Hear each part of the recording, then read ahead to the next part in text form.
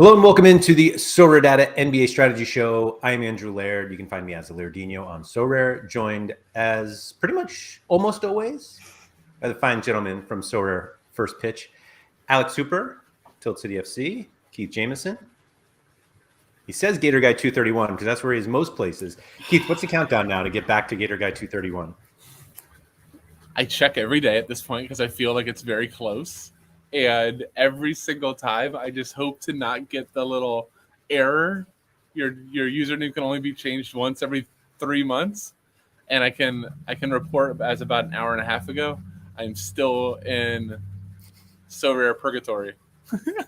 So what's funny about that is that everywhere that if I type your name in, like in our app to see your lineups or something, like I always type in Gator Guy. Did the same But thing. When I went to tweet about the show, I wrote Gold Guy and it wasn't coming up. And I'm like, why is, and I'm like, oh, stupid. Amazing. Yeah. We're getting close. We have to be getting close. Yeah, we're getting there.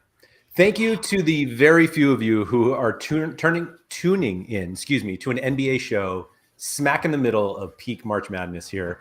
First day of the NCAA tournament. Keith and I were just talking about how we could not care less. And Alex said, so sad. Was that like the first college basketball game you watched all season? Definitely. Yep. I'm on a strict Furman only basis, and so far I have been rewarded. For Furman undefeated in games that you've watched. It really does suck though that's where we are with like college, because it used to be like amazing growing up. Yeah, I mean, if Villanova was good this year, there's no way I would have a show during their game. And frankly, I probably wouldn't have even done it during the tournament. But I'm so disheartened this year that they played in the NIT and their two best players were like, I'm not going to play. And they were like, okay, no problem. And I mean, not to be like the old dude, I just don't think it's as good as when we were younger, you got to know the teams. And even though the guys were only there for 3-4 years, you got to know the team. Yeah. Even for me at UF, I was there during Noah, Horford, Corey Brewer, they won back to back. But that was they all stayed. Yeah. That was, and then they left together. Yeah. I was going to say something, and then I realized that Alex almost looks like he's wearing a Florida Gators sweatshirt from that team. It's that perfect orange. All right, it's coming up orange, probably more red in real life. That was one of the most unlikable non-Duke teams in the history of college basketball. Especially when you're an Ohio State fan. Oh my God, I absolutely hated those guys. They definitely beat Villanova in one of the tournaments. Did you? Yes, they did. But was it Noah that you hated, or was the rest? It was Noah. Top to bottom, Keith. Couldn't stand all of them. Yeah. What did Al Horford ever say to anybody? He still hasn't said a word after 20 years in the NBA. That's true. He's probably the one who was okay. But then he went to the Celtics. At some point, ended up at the Celtics, and I was like, oh well, now I can't like him anyway. Okay, fair enough. I'm just sitting there thinking about Al Horford. I'm like, that guy never said anything to anybody. His sister started chirping during one of the Cavs playoff series too. So that was the first drop in the unlikable bucket, other than. Growing up an Ohio State fan, I didn't care for that team a whole lot.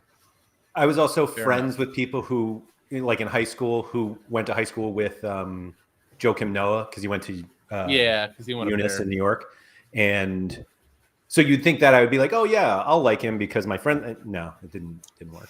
And then Corey Brewer went to the Knicks for a little bit, didn't he? Mm-hmm. And was Corey Brewer, Torian Green was his name. Yeah, I was indifferent to him. Yeah. And then you had whatever. Go Navigator. Lee, then our token white guy shooting threes in the corner, Lee Humphrey. It's a fun team. Wow. Yeah. Blast from the past. That is a blast. Yeah. Anyway. So thank you to Make college great again. Make college great again. Yeah. College basketball was great for me until literally this season. So I can't, fair enough. But we're here for Sorare NBA. Sorry. We're here for Sorare NBA. There were some big announcements this week, so we were going to talk about them. One of them I have not read at all, which is the playoff let's do announcement. the unveiling here.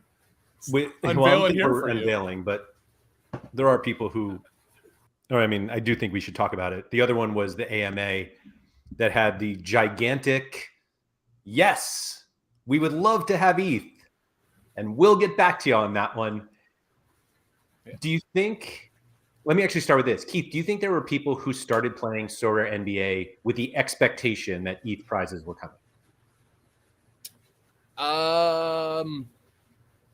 That's a great question. I'm going to say I feel like yes, but they shouldn't have. Right. Like, because we already had baseball that like laid the track record that they don't have to have ETH. So I think a better question, Laird, I'm going to flip it to you. Do you think people played Sorare MLB thinking that ETH rewards were coming? Say it. I don't think the people who play fantasy baseball even know what ETH is. That's fair. I don't think Alex thought that's where I was going with it. But I think no, it wasn't. I think it was weird to expect ETH. I think it's okay if you thought it could come, but if you like signed up and every day you're like, when ETH, and it's weird to me that people kept asking when there was no indication that it would come. Right. And there were people who admitted, they were like, yeah, I just assumed they would introduce ETH rewards. And it was kind of, well, if they didn't do it at the beginning, what would have to happen for them to introduce them? And then if the response is like, well, if the market's dead or whatever, and it was, do you want to play then and buy into cards if you think the market has to die in order for them to bring ETH in? And so Germ put it, I had no expectation, but there's a huge hole in rewards without it. I don't know. Expectations. I mean, we had the whole show about expectations last time.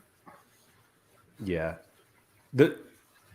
You brought up a question as we were chatting in our group chat that I think is actually the better conversation. And it's more of, does bringing ETH into the Sorare NBA platform make it less of a game and more of a money make, like more of a, oh, this is an investment because I can actually get money out. And I've been thinking about it since you brought it up. And I think one of the biggest differences for me, and maybe it's just because I've been playing football for so long and that's had ETH, is that the NBA game has always been like the game for me. And I'm trying to like win within that. And I'm trying to win like the best cards. I'm not trying to win the best cards so I could sell them so I could take that money out and do something else with it. And so I think I've just always looked at the NBA product as a game. And yeah, I think ETH will make people maybe not play differently, but there's going to be a much more focus on like, now I can really know what my ROI is. And it's like, it's a fantasy basketball game. Like, I don't know. What are your thoughts on that, Hoop? What were your thoughts when I put that? I don't know. I really just considered it. I didn't have because I mean, I don't know that I've ever won an ETH reward that wasn't a threshold in football, so I don't really know. But I don't know how it feels. But I always reinvested my threshold into the game, and I don't know. I always felt like I was building towards something. I've always felt like I was building towards something, and I always reinvest, whether or not I win the card and sell the card or whatever, or I get the card and I'm able to play it. I do think the mentality changes to what you said, like into more of a money-making platform. But I feel like I had a guy join the Discord today, and I was like, "What's your goal?" It's like, "Do you want to play with stars in MLB, or do you want to make money?" He's like, "I want to make money." So it's like, all right. In that case, they'll play football. Yeah, right. That's kind of the question, or kind of maybe the answer. Maybe not. At this point, if that is your goal, I think that is like the way to do it. But I don't know. I would think that if there were ETH rewards, it would be more enticing for people to join the platform. But I don't think people would see that there are ETH rewards and be like, all right, now I'm joining the platform. You know what I'm saying? Does that make sense? Like, I don't know that it would be a catalyst, but I think it would definitely be enticing. And I think everybody wants to make money. I think at the end of the day, like, that's the only reason I'm still playing full season fantasy NBA or MLB is like so I can get a $800 return on my $50 investment.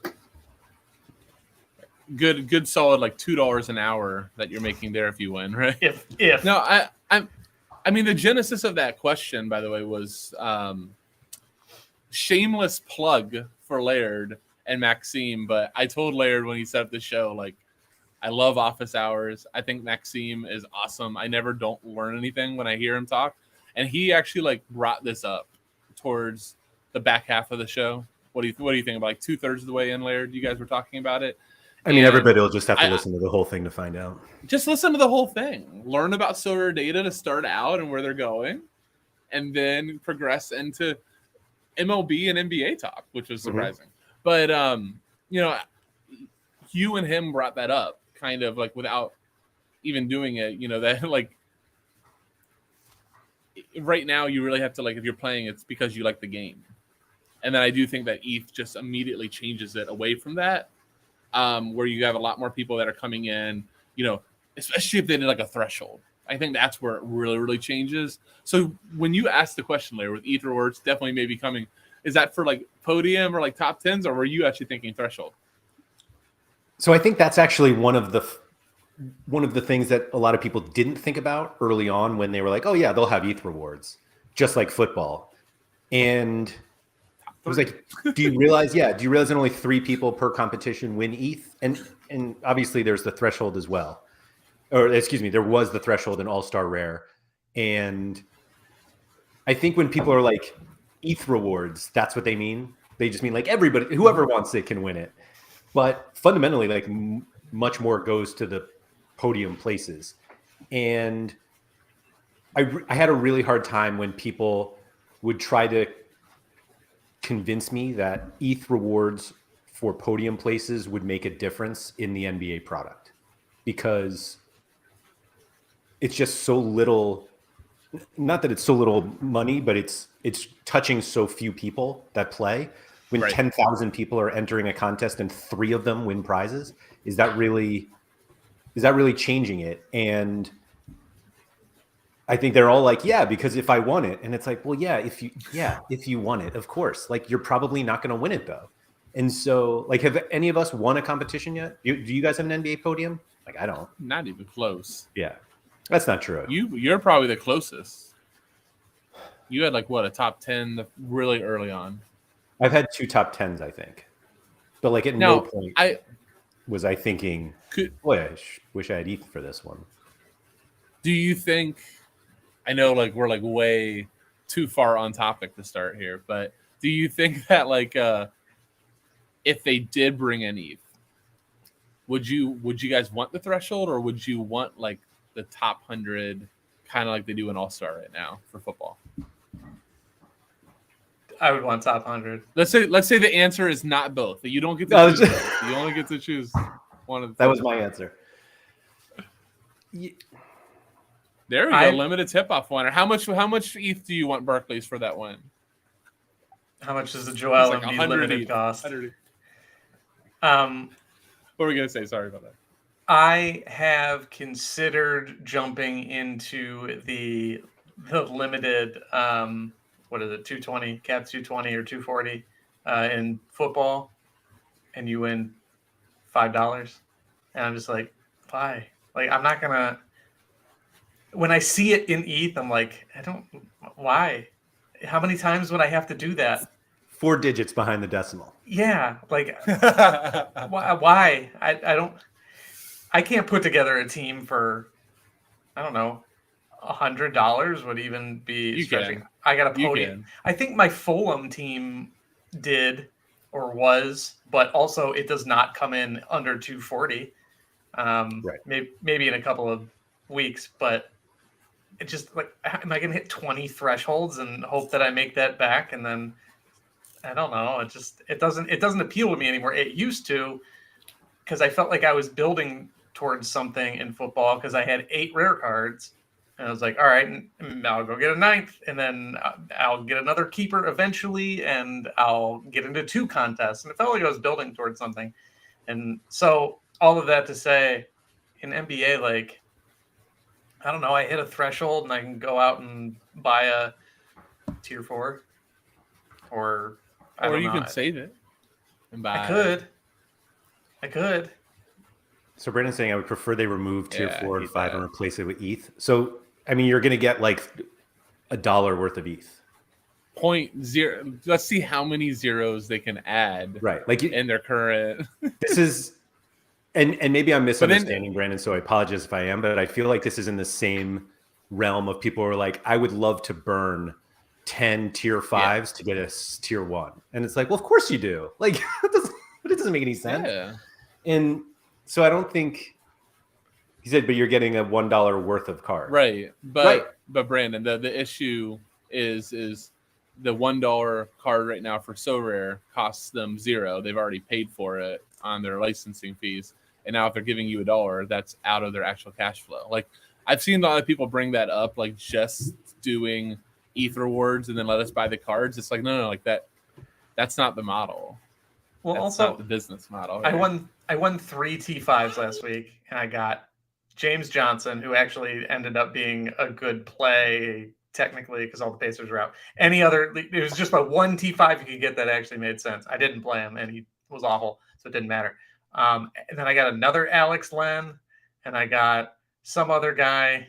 Another Alex Len is such a great line. I got some other guy that I would, point being, I would never buy any of these guys. And so if you just start giving people $1, then I guess it pushes up some of the high-end cards over time because that's what people are saving for. But like, I don't know that it's enough to do anything. I don't know. I don't see what it solves other than like making those T5s even more worthless than they already are. Now I have a James Johnson and an Alex Len and a Boban. I won Boban. So like, that's just fun though. That's fun. Yeah, that was great. I told my wife about it. We were both excited. That was worth the experience. It was worth more than the $1 I'd get if I sold him. So, but one week I might be able to play Boban. Maybe an underdog comes around and whatever. I was never buying that. Go ahead. Oh, this is way off topic, but it's actually really important. Do we have Boban action shots? Because I might go buy one. I don't what? Think so. I assume that's worse than no Jokic unique. They've only issued the All-Star action shots. Right. Yeah. What? Yep. How do we not have like a? My God, that is a missed opportunity. So rare. I just want one with one of the from his goldfish commercial with like his huge hand and his small goldfish. Anyway. I mean, he's in movies, Laird. We could get a movie one. That's a good point. Good point. To get us back on topic, Keith. Sheesh. Anyway, so I like this comment from Germ that I put up on the screen before. The $1 card is more likely to bottleneck, which is a Top Shot term, but than the George Washington. Like, the funny thing about this is I feel like it goes counter to what we were always saying with the what did we call it? Player sell, or whatever it was. Yeah, I was just going to say your tier 5 is actually better if you hold it. Correct. And I mean, I guess you're eventually selling it, but then the problem. Yeah, I was going to say the value of a tier 5, like the upside value of a tier 5 or tier 4, can be recognized so much faster than whatever you turn that $1 of ETH into. Mostly because I don't think you can buy anything with $1 of ETH. Like, are there cards that you're buying? The problem is like the tier 4, tier 5, like the endless circle is now it took off. Now I have it for $0 cost. Do I actually want to play it, or should I sell it to start recouping? And then you just do that endless cycle of things, which, is the other topic that's consistent on the show, is that helps gets ended if we have more tournaments, which we beat that to death. But I told you that was like the big thing, like on office hours too. Like Maxime was talking about how you just have such a limited amount of players in both NBA and MLB. Yeah. And like how he's interested if they ever try to go after other licenses, which I thought was really interesting. And that, as you go years down the road, you're going to get more and more people duplicating. You don't, if you give more places to decide, like what we've said with when Luka was utterly too dominant, was, everybody, we know where Luka's going to be. If you have a Luka, we know where you're playing it. Right. So Yeah, absolutely. Yeah, there you go. Jerem said Hardy, who's been like the guy to have, was a tier 4. I think that mechanic is a lot more prevalent in NBA than like in MLB. Like if I get the utility infielder for the Nationals as a tier 5, I'm not like, all right, this guy eventually might make sense, because even if he does, it's like he's not all of a sudden going to become a great hitter. He's on the team because he can play a bunch of positions and whatever. So like, yeah, in MLB, just give me $1 and I'll maximize that value so much better than I could with, I don't know, some of the cards that I've won over there, and just like, I'm never going to play this. Let me just sell it. Yeah, and I don't know which is better. MLB is much different dynamic in that respect. Yeah.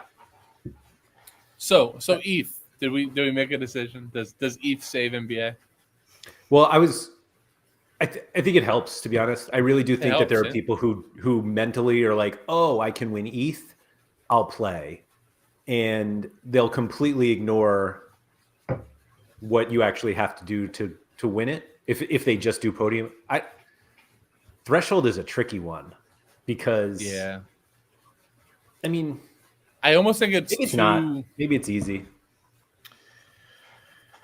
Hey, they know their balance sheets better than us. It's probably a balance sheet question. So here's the thing. What if? Oh, sorry. I was just going to say, the thing with thresholds in a capped versus uncapped competition is, in an uncapped competition, you can play good players and just keep pumping out the threshold. But like, I tried to build a team in cap 240 in football and just trying to imagine what that looks like. And then all of a sudden, all right, I need to outscore my cap. So my players need to play above average.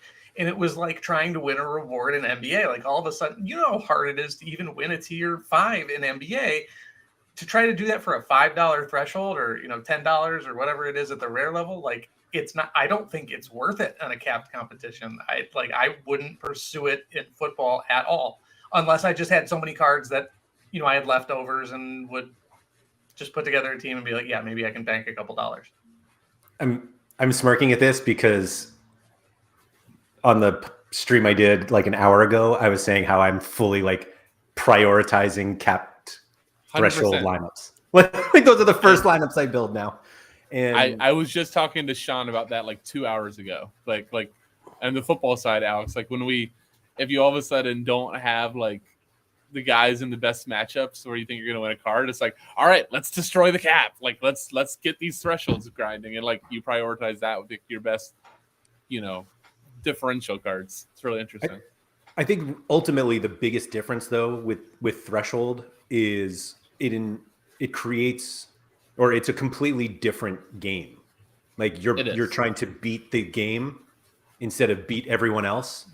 So you won't have these weeks where you're like, I scored 270 and I couldn't even get a tier 5, and people get all pissed off about it. You're still happy. Like, right. You're still happy you won something. You won something, yeah. And they need to make it enough where you're like, oh, I got something, but not so much that everyone is like, this is all I play for. That was one of the other things we talked about, is there have been some complaints that these super rare and unique ETH rewards for hitting the threshold are not high enough. So they're not like incentivizing people to buy super rares and uniques because like the payoff isn't high enough, which I thought was complete bullshit, because I'm literally buying super rares for and I'm looking at uniques to buy. And obviously I don't speak for everybody that's in my situation. There are just not that many people who have like galleries that I'm in this weird middle ground. But you need to look at the threshold as like, oh, I didn't win something. I didn't win a card, but at least I got this, as opposed to I need to make a lineup so that I can win all of this money, because it's just not, there's too much to give out. So just to clarify, I'm speaking from a place where I've only really ever had 1 or 2 lineups max to prioritize the threshold or not. And in those situations, it probably wasn't advantageous, or in those situations now with the cap, it probably would not have been advantageous for me to play for those. But if I can spread cards over different places, then maybe that changes a little bit. Because if I can at least not guarantee, but increase my chances of any amount of income and still be able to, put dollars in slot machines across the board, I think it's a little bit different. But yeah, like Alex, based on your gallery, threshold and NBA and MLB would like change everything that you're doing, like how you're building. Yeah, sure. And I wouldn't be looking at like, upside scores. I'd be looking at median scores. And well, the most interesting thing about it on the football side is like somebody that has very similar. Laird and I's galleries are probably in the same spot, like this weird in between zone where it's not big enough to be big, but it's not small enough to just have a couple of things. You're just Their like, expectations in this every weird week. middle ground. Yeah, you have expectations, but that you also expect to be crushed as well. Mm-hmm. But you go, okay, should I take this card that's in a really good shape? Like he's a really good L10, but I love him. He's one of my best cards this week. Does he actually go into a competition where the rewards are much better? Or does he go into this cap competition where I can guarantee if I play him, I feel pretty good that I can guarantee myself beating the game. And so you have that thing, and then it's like a big puzzle. Like, do I use him here? Okay, and I can't use him there. It really, I think it's fun, but like this, one of the reasons that we want more competitions in NBA is to have more of those puzzle pieces. Right now, this stuff kind of builds itself. I did have that this week. I could not figure out a place to play my James Johnson. I could not figure out a place to play my Corey Joseph. And hopefully the Corey Joseph one in the right place. It did not. It did not. I didn't play either of them. I played him in the Eastern Conference with Jalen Brunson, who I figured wasn't going to play. But I had 33 points left in both good lineups. Two good 17s, two good 16s, Corey Joseph on an 18, and no good 15s. So it was either like play someone considerably worse. But I would say it was fun. But I had him. I played him. That was one of the good lineups. But what happened was I was in the middle of it, and it was 6:40, and my wife had just finished dinner, and I just said, F it. And I just got up and walked out of the room. Like, I'm not doing this anymore. Hey, man. NBA gets to a point where you have to do that. You just like, forget it. Yeah. Just go with this. Permission for a little stupid, mind-blown question. What if, for the ETH, guys, what if all the 5% transactions have been just being stashed and there's the ETH war chest? Laird didn't walk. I didn't know if you were about to walk out. I just don't know why people are so interested in where money comes from to pay for stuff like that. Like, I'm fascinated by it. But because people talked about it on the football side, they were like, I would be fine with secondary market transactions as long as it all went back to us. Okay, that part I don't care about, actually. But no, it's. I understand being upset about tax and then being like, well, why can't they add ETH? But I don't know that, I think they could be mutually exclusive. They're not one and the same. Yeah, exactly. Anyhow. I think we all just shrugged our shoulders at the same time. Yeah. We did. I want to switch gears slightly to the playoff thing. Okay. We do have time for AMA at the end, or can we do that real quick? I have one thing from the AMA I wanted to bring up. Oh yeah. Let's do that. You want to do that before the playoffs? Let's do that now. Okay. Yeah. So the one, I'm going to let you do the one that you did with Maxime here. But the one I thought was really, really interesting was at the start. And he says, we may not always mint the full 100% of the potential supply in a given season. Our decision to mint new cards is based on the current market dynamics. I've always thought that and said it out loud, but I actually have never seen them actually put it in print. That it's like an actual choice to mint only a certain amount of supply. So I thought that was actually really good to hear for MLB and baseball, or MLB and NBA, where we do have such high mints, and they flat out are going, yeah, we know that we have 5,000 limiteds, but that doesn't mean that we're minting 5,000 limiteds. It was funny to me because my reaction to that was mint less. Well, I mean, they are, but they did. I mean, they have. people like to play economist with all of this stuff, and it's very funny to me because I don't know how.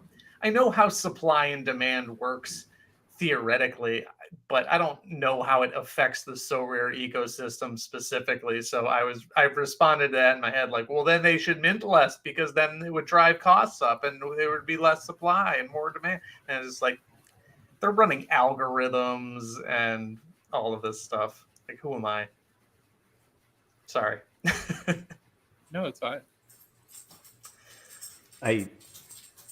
I hated that answer, mostly because I'm still bitter about the scarcities. Right. Like I'll Because forever you're just be like, if you bitter don't about if it. you don't need that. It's just funny to me that they had an idea of how many cards they were going to sell. Like you don't, or they looked at the player universe and were like, boy, we're going to have to mint like a lot more of these NBA cards because there are only a few players. But so that's what sounded weird to me. It was like, we have fewer players, so we have to mint more cards. And it's like, well, you could just mint the same as football. And then if you need another scarcity, just change the color. And instead they were like, no, that we're actually going to change the scarcities of 3 of our 4, or change the numbers on 3 of our 4 scarcities. And instead we're just going to mint less. And it was like, and maybe it's just like an OCD thing but it literally bothers me that in NBA and MLB, a limited is out of 5,000 and we don't have 1,000 of any. Well, that's not true. We have some NBA cards that are 1,000 now. But like, if we only had, if they maxed out the 1,000 Andrew Wiggins cards, like so be it. But a lot of them are not close. We're getting towards the end of the season, and like we need so many more users to get to 5,000 to the point where they could have just waited on the $5,000 scarcity.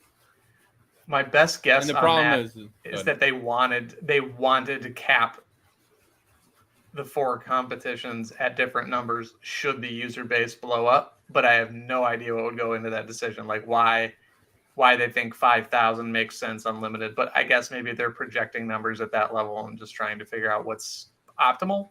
But I'm just asking more questions to questions that we have already. So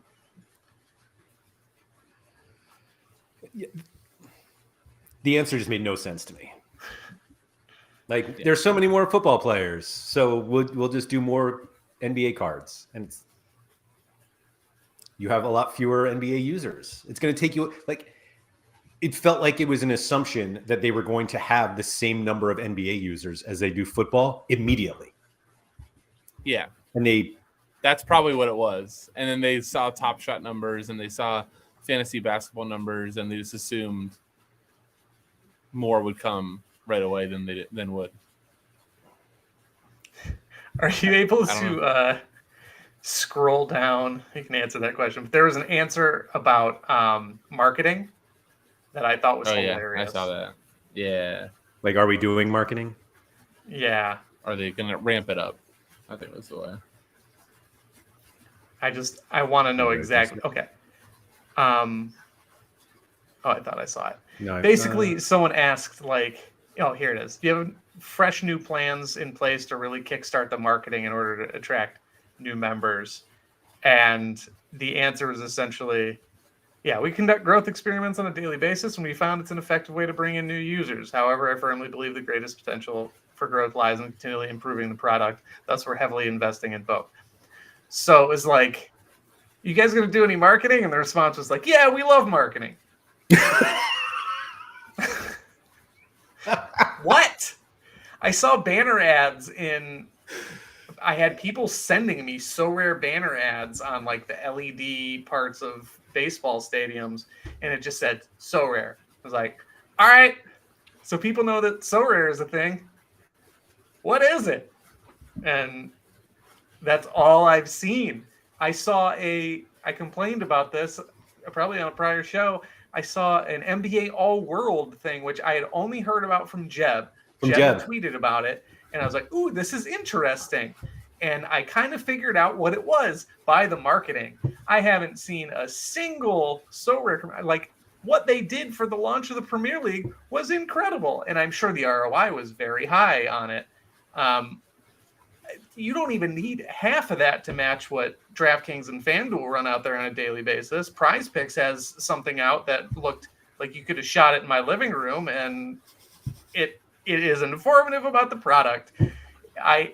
Selling fantasy sports to Americans is like fishing with dynamite. Like, just put the name out there and tell us what it is. And if you love marketing and you're doing growth experiments, like, have you heard about TV ads? They're great. I will say that I have a friend who is really into baseball. And I don't know if I should give out. I'm going to say it anyway. So I used to work with Scott Genstead over at RotoWire, and he's like a long time, like season-long fantasy baseball nut, like does like high stakes leagues and all this stuff. So loves fantasy baseball. And he and I are friends, and we exchange Christmas cards. And his Christmas card is like a bunch of pictures of his family. Like, it's a lot of pictures. And one of them is a picture of he and his daughter at MLB Network at like a desk, like the desk that's on TV. Mm-hmm. And I'm looking through all the pictures. I'm like, oh, it's a pretty cool picture. I like put the card down, and my son picks it up, and he's like, Dad, did you notice this picture? And I was like, oh yeah, they're at MLB Network. And he's like, look, they're so rare all over it. Like, I completely looked past it, but it's like they're at this huge desk. There's a gigantic Sorare logo, and I was like, I completely missed it. And I was like, hey, I noticed that there's Sorare ads all over that MLB Network picture. And he was like, oh, I didn't even notice.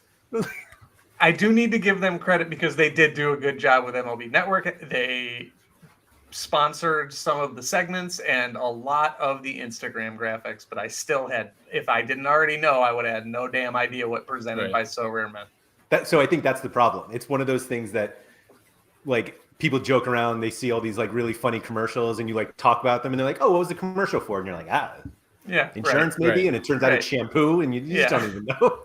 And I feel like that's what Sorare does. They're like trying to get their name out there, but if you don't know what this thing is, there's no reason for you to think, oh, that's Sorare or whatever. Like, well, and that doesn't even go on to the point of you get on the site and there's not anything to help you when you get on to, like, let's say you do get to Sorare.com and you do look around, you're going to get so lost. Like, the best info is going on YouTube. It's finding the content creators that there's no like adequate link to it. And, you know, Chani has talked a lot about this. Nels has talked a lot about this, that, you know, that's one of the biggest disconnects is even when you do get somebody, they come to the site, they just see money being spent. They're like, whoa. I thought there was a game here. I just see price tags everywhere, right? So I think that's another portion of it too. But I just love that they're like, we have an AMA with the head of engineering, and somebody's like, what's the marketing like? They're like, this guy doesn't know. Like, what are we doing here? That's also a very fair evaluation of it. Yeah, right? Like, it's an AMA. We have no idea if, what's his name, David something, Byttow. Like, we don't know if he answered these questions. True. It's just do you want to do your number, Laird, real quick, so we can get to playoffs? Your 90. My what? 8%. The one at the top about the supply. How many they were minting? Oh, the auctions. Yeah. Is there? I don't know what am I saying about it? No, I'll say. I'm sorry. You brought it up. I didn't know. Like, literally, you said it with Maxime yesterday, and I hadn't read the AMA, and I was like, "Holy crap!" I had to go look at it. But somebody asked, "Are you going to slow down the auctions?" And he's like, "Yes, we actually did. Our peak was 10,000 limiteds a day. Right now, we're only doing 125." Which both of those numbers were pretty shocking to me. Which one was more shocking? I think the 125. That the auction market is just dead right now? Well, I told you because I haven't looked. We talked about that last week. I just haven't looked. And like if I go to get something, I know that like the secondary market isn't going to be that much worse than the normal market. So why wait like for an auction? Right. And I think I just shown you. I'm like, what I sent it to you guys yesterday. There was only like 6 super rares and 1 unique over the next 2 days, which I thought was baffling. Mm-hmm. But it makes sense now if they've already slowed down. There's only 125 limiteds. Like that's proportionally correct. But then was 10,000 bigger to you? It just that's such a big number. But it had to be that big to start. I think that's what we were trying to explain yesterday, that when the game launches, like you have to get the cards out as fast as possible. Right. Like there's no way for people to buy cards unless you're just auctioning a ton right away, because there is no secondary market yet. And when you slow that down is like a big question. Like if you continue to expect a lot of users to come, you're going to keep trying to auction cards, because you don't want somebody to come into your game early on and want to play. They're like, boy, I would really love a Giannis. And they're like, sorry, we already auctioned 3 of them today. You're going to have to come back tomorrow and hopefully get one. Like nobody, you're going to walk away. And so that's why they auctioned so many cards. But also that's why everybody was all pissed off in the first few weeks, because they were like, I'm trying to sell this card and they keep just auctioning them. That's what you have to do. Well, and the people that were trying to sell the cards were also the people that were in to try to make a quick buck too. So it's kind of like, yeah, it's a game. It wasn't meant to be created to earn you money. It was meant to earn Sorare money. Right. At the heart of it. So these are all the super rares. Mac McClung. Get that Mac card. Man. Wow. Jaden Hardy, very smart card to auction right now. I mean, there's like one tier 1 player here. Yeah, Harden. That's it. Yeah. But again, I think it's fine for this part of the season. Yeah, is what it is. I mean, especially if they at this point were satisfied with the amount. Like, I guess that was the part for me with that one comment about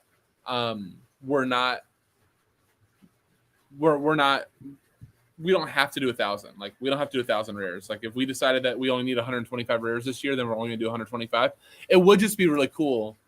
I didn't think about this till now. If they actually would make an announcement once those metrics come in of what they need. Oh, by the way, and then again, like, could you retroactively like release to the public how many came out that season? Because I do think it's a misnomer. I don't know I can't think of the right word, but the fact that, all right, let's say that of the rares, only like 150 Giannis has come out, this year. Yeah. Well, it still says out of 1,000. Yeah. So, to the person like you are trying to sell it to, they're like, oh, that card's only out of 1,000. Actually, it's only out of 150. It's like, no. It's only out. And Laird always says, if you have to tell a story, then you already lost. Mm-hmm. I never thought of it that way, but you're absolutely right. But like, they can't go back and like change the mints. But I mean, it would be nice to. That's one of the other problems with the whole thing of putting out of 1,000 and not going to it is. Again, I never even knew it until that message and him saying, just because we said that there's 1,000 doesn't mean that we're going to mint. I've seen them not do it, but I always thought it was an oversight. I didn't actually think it was like, no, we're actually saying that that's tactical, that we're not minting that many. I think the problem for this season is that they're so short, though. Like, MLB made sense because they were like, we're only going to mint half, because they started them at the All-Star break, roughly halfway through the season. But NBA is a full season, and we've got 187 of 1,000 for Kelly Oubre. I guess he's been hurt. Let's not even, I mean,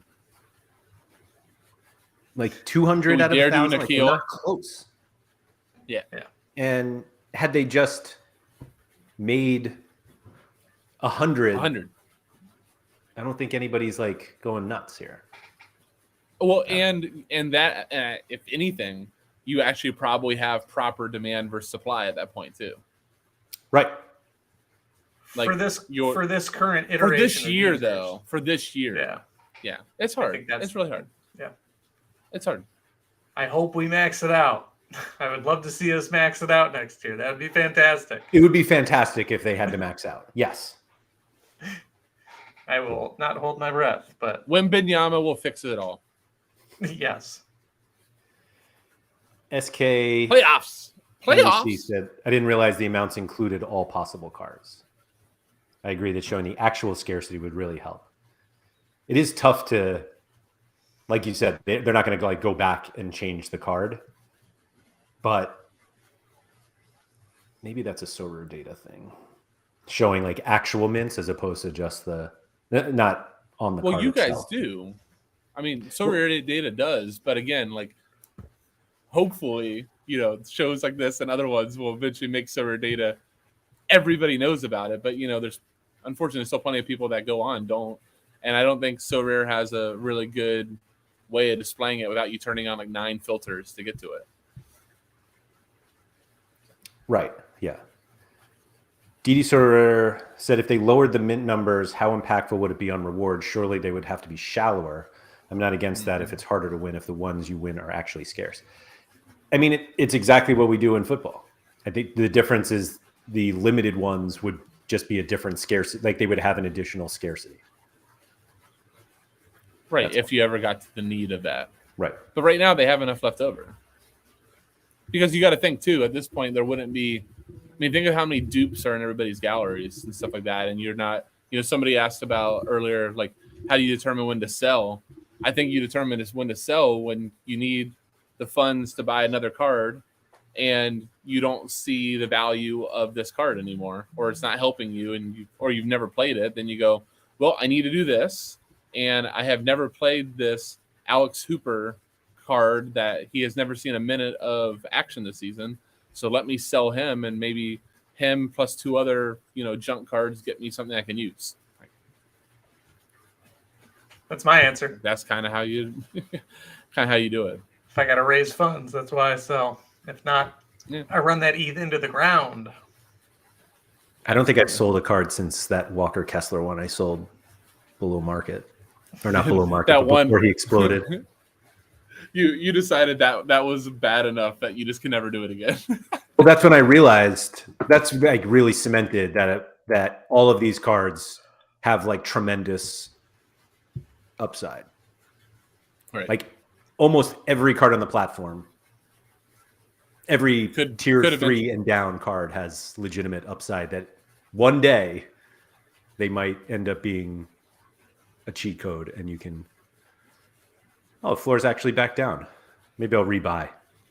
Look at you. You did a great job now. Dumb. Looking at Alex, thinking to myself, had I kept that card, the XP would have been so high by now. So true. Anyway, NBA playoffs. They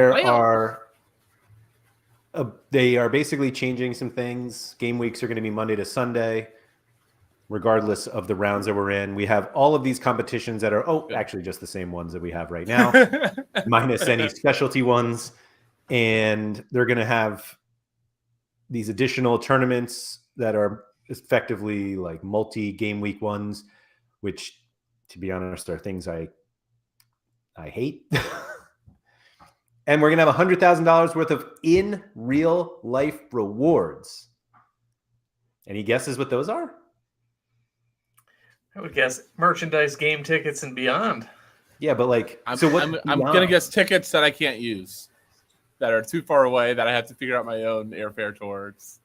And Alex, how much did your win baseball? How much did you buy a card that was worth a ticket for? I got 4 tickets for buying 2 Jake Cronenworths at $15 a piece.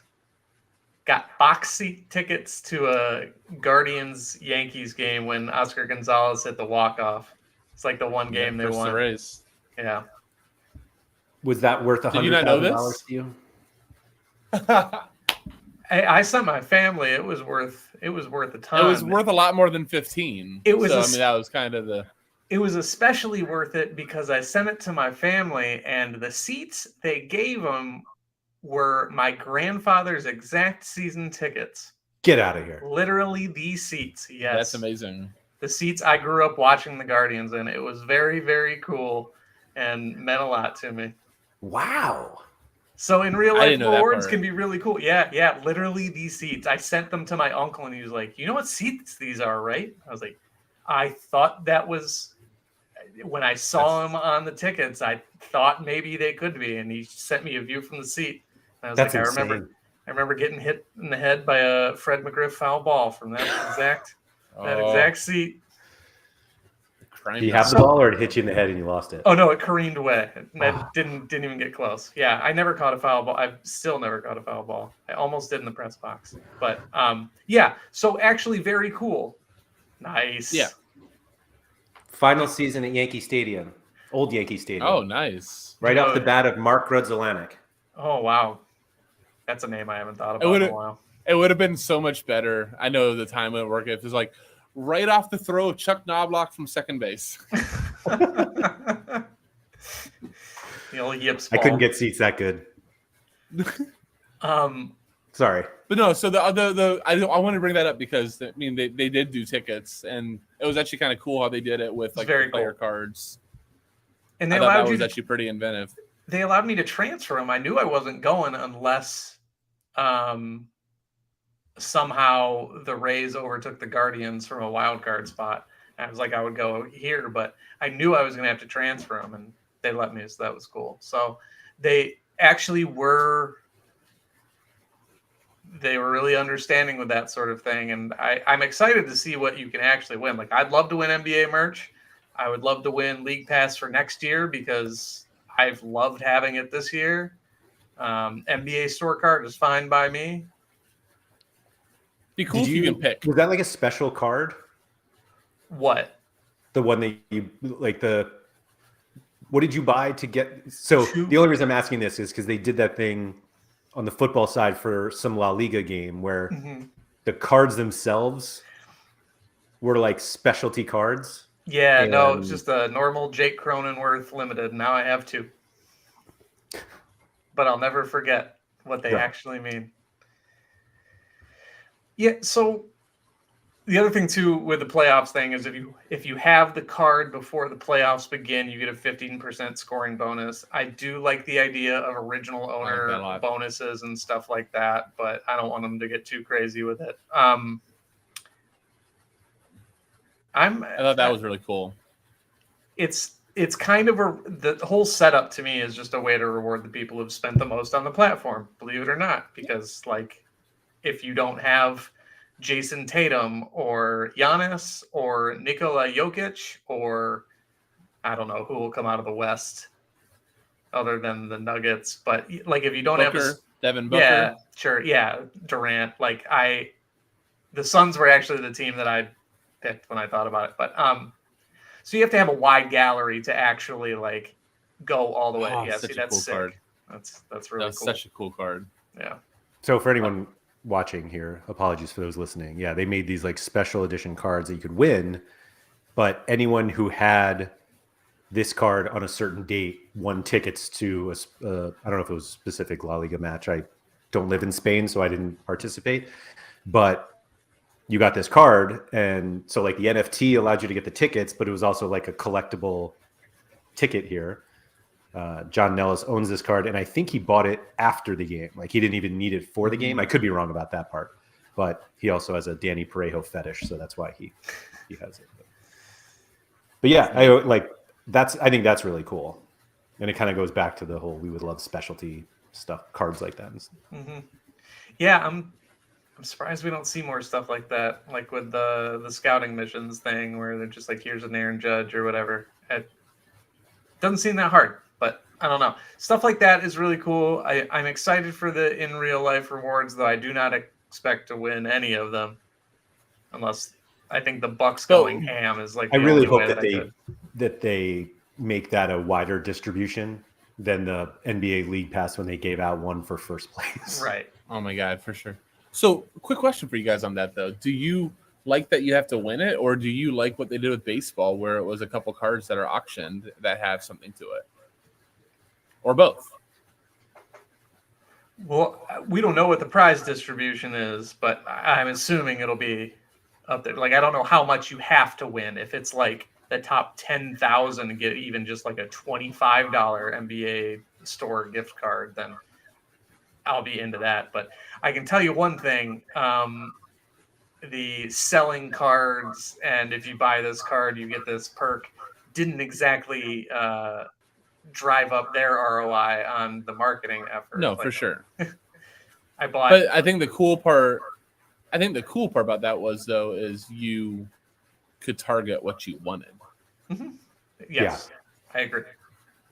I paid market value for that card too, which was cool for me. But that was cool that you, so that it almost in a way it did reward like people on the platform making, things versus, Laird, like they're giving out, something for the Knicks, but you have to finish in the top 10. And Laird could like want that more than anything, but not have the juice to get top 10. And it just doesn't matter. Right. So, yeah. If anybody wins Knicks playoff tickets, then you can't go. Or like a meet and greet with Jalen Brunson, like Laird will owe you forever. Yeah, man. If I have to win that, then I'm in big trouble. My lineups have been terrible. Do you guys think you'll buy cards for any of this stuff? Nope. What I got this is the last thing I wanted to talk about today. I didn't really want to talk about it, but I'm going to. No, but you knew the answer. Yeah, of course. Yeah. So, I mean, I might look and just. I think it would be cool at this point. Maybe you go have fun, have a limited stack with like who you think is going to win the title, and kind of put that together with enough room that you get like 3. So like if you think the Suns are going to win the title, make sure you have a Durant, Booker, and man, I don't even know their role player right now. Who's like a role player that's getting enough minutes? Torrey Craig, campaign. Yeah. Their bench is bad.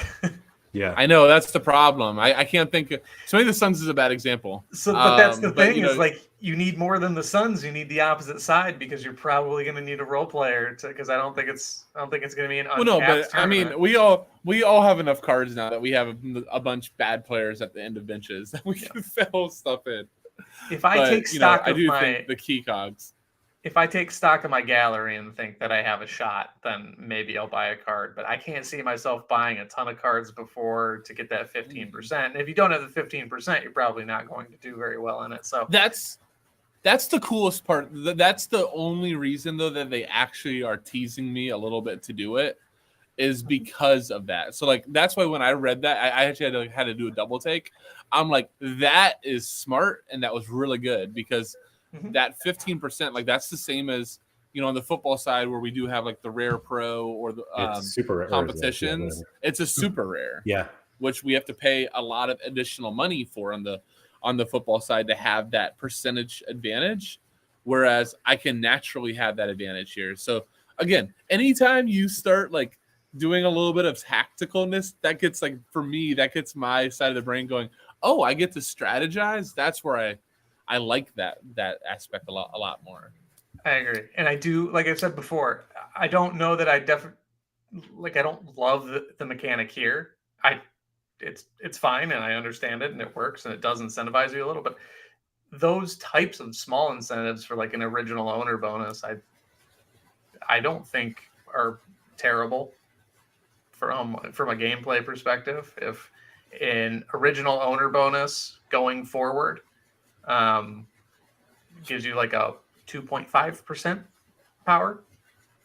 Something. It's not really an original owner bonus, though, right? It's just this is not. I'm just talking. Oh, you're saying future mechanics. Yeah, gotcha. It's like an original owner bonus. Yeah. Like if all of the ownership reset at the start of the playoffs. Yeah. I think what they're showing with this too is that they have the ability to know to like recognize the existence of that. Like, did you have a card on X date? Yeah, we'll give you bonus. Like they have that technology built in. Right.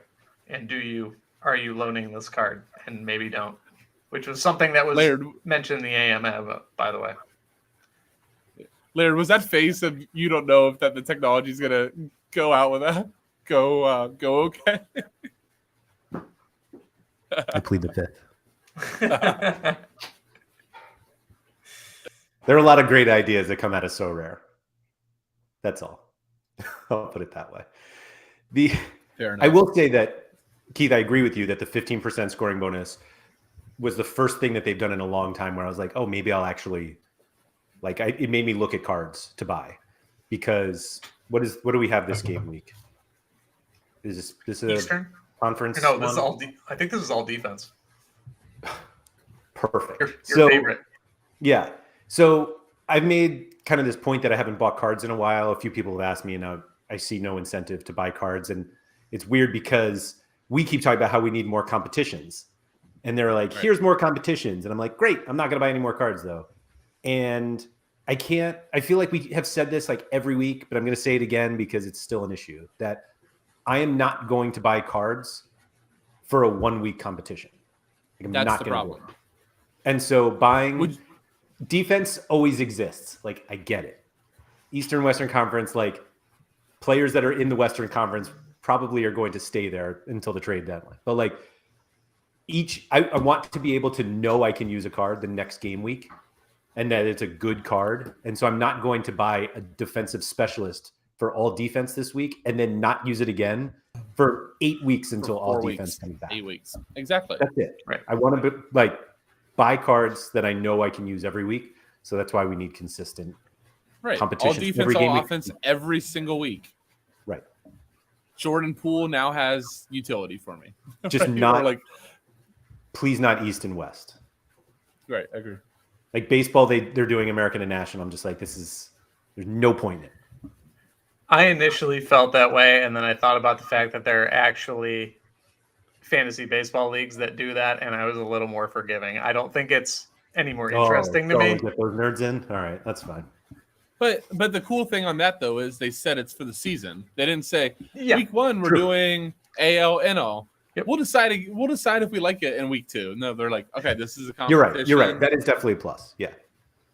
And it's going to exist. You play fantasy baseball? Yeah, I'm in this NL only NFT league. Oh, sweet. At least we have DHs everywhere. That's right. Do we have anything else on basketball? Playoffs is good. Playoffs is good. I think it'll be fun. And what do you guys think before we jump off? What do you guys think of the 1 week? Do you think that that's right? I like it. I think it's fine. I like knowing exactly how long it's gonna last, and I will have a semi-decent idea of how many games could or could not be played, as opposed to like maybe this will go 7 games. Does it just help that we know that everyone will have multiple games, as opposed to the possibility that they only have like one? Except that first week in the play-in. No, but I mean, like, I think if we had a Friday to Monday, no, they would play 2 games in that span. I think, Laird, the biggest thing on this is you just know your dates of when each game week ends. And so, like, you can look at it and you can go, oh, the Bucks are up 3-0 going back, or, you know, they have a home game coming up or whatever. They're about to sweep them. I'm probably not going to have Giannis that day, so you can plan ahead versus having to wait and kind of get screwed. I don't know. I just feel like it helps the planning process a little bit. Yeah, game week 49, we will know some teams have 1 game at least, and maybe they'll play in the first round, and then they could have 2. Game week 50 in the first round, we'll know exactly how many games are going to be played in that week, because I don't think anyone's going to play 4. And then game week 51's where it gets tricky, and you're like, all right, this team's 1 game away, but if they win, they might play 4 games. If they lose 1, they could lose the second one and only play 2, and that'll be a little dodgy, but at least we'll have an idea. Yeah, that's fair. All right, I'm sold. Oh, last thing. Do you think this is this where I was? Was there a full playoff competition? Wasn't there like a playoff tournaments where? Did I make that up? That's what the whole thing is. Yeah, it's right there. That leaderboard. Go up a little bit later. So does that change your strategy at all? Yeah. I guess I'm not. I assume that we enter a team into. Like it's just your regular team, isn't it? Or is it not? Yeah, I think so. I think it's just a leaderboard where it's like, all right, I'm entering limited champion this week, and here's my limited champion team, and then yeah, like Yeah, it's just total of all of your. so you So just try to it get to shouldn't the actually change the way that you play. Or do you go more median because you're like, oh, over 8 weeks, maybe I actually don't shoot for ceiling? yeah. I think that if you have great mid-range players that you might be able to fit into a contender lineup longer, but I don't know, like I don't know. Did they not tell us what the reward is though? I thought that was what these. It's $100,000 of IRL Oh, the reward. tournament rewards. Okay, Yeah. I didn't put the 2 and 2 together. Yeah. But then Got you it. get So there's the rewards are the Jalen same. Brunson meet and greet. Got it. The rewards are the Laird. same, I believe, during the normal contest as well, Yes. where you can win cards. You cannot win cards from the tournament. Right. The leaderboard Gotcha. itself. I'm good at that. Yeah, I'm good at it's that. fine. It's not like they have any to give out. They cut the supply. They know their number and they're not going to go past it. They just haven't told us it. Yeah, whatever it is. Yeah. Okay. Now we've figured that out. Thank you to everybody for joining us. If you have decided to skip college basketball like us, thank you for doing so. If you could please hit the like button, always appreciated. And if you could please subscribe to the channel. We're still trying to grow the SorareData NBA stuff. And so anyone who subscribes and kind of shares it is helping us grow that. So if you guys could please do that, that's really appreciated. This is completely off our station, but there are a lot of people who watch this show who also listen to or watch John Nellis's content and also pay attention to Team Hold. This week's So Far So Rare podcast, which is John's normal soccer podcast, football, if you will, is with Mike Zakarian. And I really like both of those guys. They recorded it today. It's coming out tomorrow. And I'm excited about it. I think you guys would probably love it. Mm-hmm. And so check that out if you haven't already. It's a plug for both of them, I guess. But yeah, go do that. But only after you like this video and subscribe to SorareData NBA. So thank you to everyone. And we'll be back next week.